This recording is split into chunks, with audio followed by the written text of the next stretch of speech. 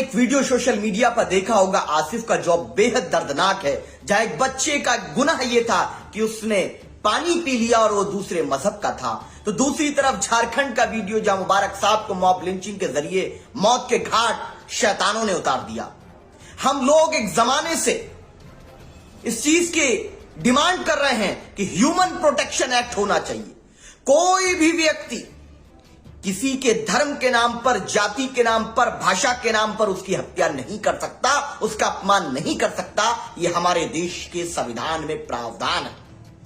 लेकिन आज जो लोग इस तरह की हरकत कर रहे हैं, हो सकता है किसी का राजनीतिक लाभ हो किसी बच्चे को मारे जाने से, हो सकता है किसी का राजनीतिक लाभ हो किसी बेगुनाह की हत्या से, किसी बहन आसिफा के बलात्कार के आरोपियों के फेवर में तिरंगा निकालने से हो सकता है किसी का राजनीतिक लाभ हो। लेकिन मेरे देश का नुकसान है। देश की आजादी की लड़ाई या देश के लिए बलिदान जब दे रहे थे, महात्मा गांधी जी से लेकर अशफाक उल्लाह खान साहब से लेकर भगत सिंह जी से लेकर के तमाम वो उलमाए कराम जिन्होंने जिहाद का फतवा दिया अंग्रेजों के खिलाफ, उन्होंने ऐसा हिंदुस्तान देखने के लिए आजादी की लड़ाई लड़ी थी कि जहां संपूर्ण मानवता के साथ न्याय हो, मानवता को बांट कर न देखा जाए। अंग्रेजों से आजादी इसीलिए हासिल किए थे कि हमारा देश एक ऐसा देश होगा जो पूरी दुनिया को यह संदेश देगा कि हिंदुस्तान के अंदर मानव सेवा, मानव सर्वोपरि है, सबको बराबरी का अधिकार है, न्याय है। हम ये संदेश देंगे, लेकिन चंद शैतानों ने बदनाम करके रख दिया। आज भी सरकार को जागना चाहिए। और मैं कहूंगा मुख्यमंत्री जी हेमंत सोरेन जी से भी और योगी आदित्यनाथ जी से भी, अगर श्री राम की विचारधारा को नाफिज करना चाहते हो, अगर वाकई रामराज की कल्पना की बात करते हो, तो ऐसे गुंडों और शैतानों पर कार्रवाई करो। और साथ ही साथ वसीम रिजवी जैसे आर्टिकल 25 के दुश्मन, देश के दुश्मनों पर भी कार्रवाई करके ऐसो का एनकाउंटर करो या सख्त से सख्त सजा दो, एनएसए के तहत इनको गिरफ्तार करो, तभी न्याय होगा। ये मैं क्यों कह रहा हूं? मैं इसलिए नहीं कह रहा हूं सिर्फ, मैं बहैसियत मुसलमान होने के ही नाते नहीं, एक सच्चा हिंदुस्तानी होने के नाते ये बात कह रहा हूं। क्यों कह रहा हूं? क्योंकि मुझे इस देश की मिट्टी से मोहब्बत है, मुझे इस देश की हवाओं से मोहब्बत है, मुझे इस देश के हर बेटे से, हर भाई से, हर बहन से उतनी मोहब्बत है। क्यों मोहब्बत है? क्योंकि मेरे देश का नागरिक है। कोई भी अगर दलित की बेटी पर अपराध करता है, अत्याचार करता है, आदिवासी पर अत्याचार करता है, किसी ओबीसी पर या क्षत्रिय पर, किसी पर भी अत्याचार करता है, तो मेरा खून बराबर खौलता है। अगर कोई कहता है कि मंदिर में पानी नहीं पी सकते, यह सभी मंदिर का मसला नहीं, एक जगह पर एक अपराधी मानसिकता के लोगों ने ऐसा किया है, हम उसके खिलाफ हैं।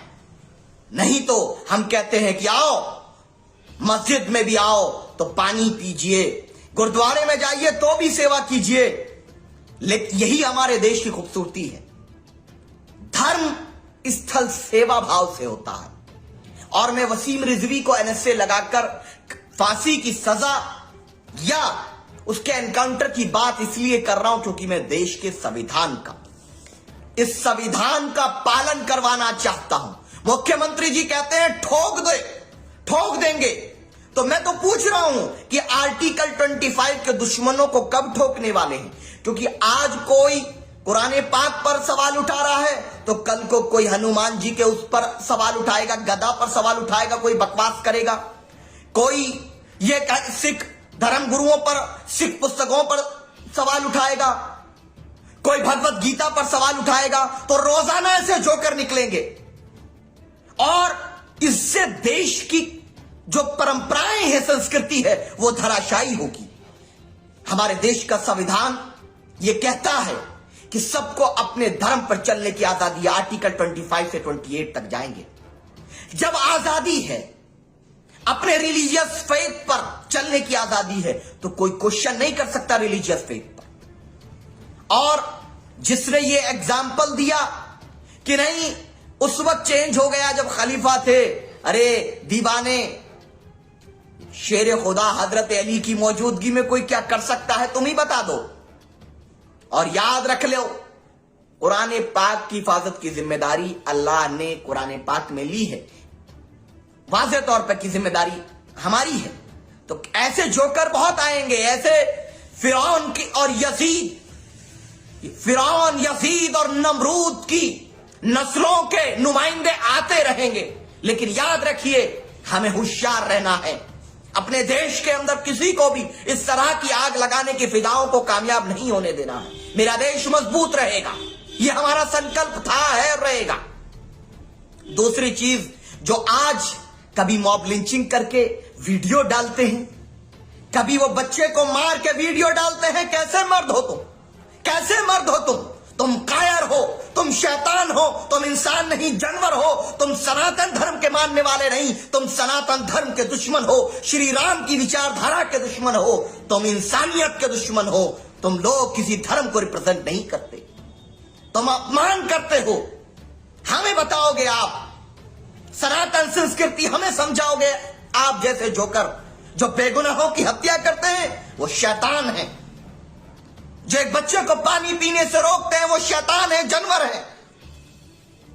और हमारा अकीदा तो यह है कि अगर प्यासा जानवर भी है तो उसको भी पानी पिलाना चाहिए, ये सोशल रिस्पॉन्सिबिलिटी है। लेकिन नफरत के गोबर की आड़ में मानवता को मार रहे हैं ये लोग, और अपने आप को धर्म का ठेकेदार बताते हैं।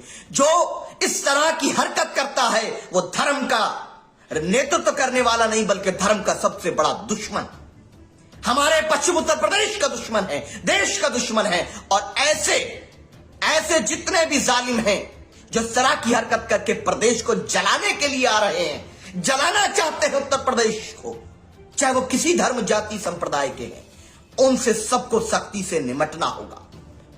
इस प्रदेश की और इस देश की पहचान जो है उसको बना करके रखना है कि कोई किसी बेटी पर अत्याचार न करे, ये हमारा संकल्प है।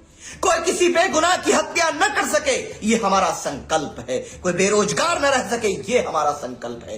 किसानों का सम्मान हो, बुनकरों का सम्मान हो, ये हमारा संकल्प है। कोई भी अत्याचार न कर सके, इस फॉर्मूले के साथ आगे बढ़ना है।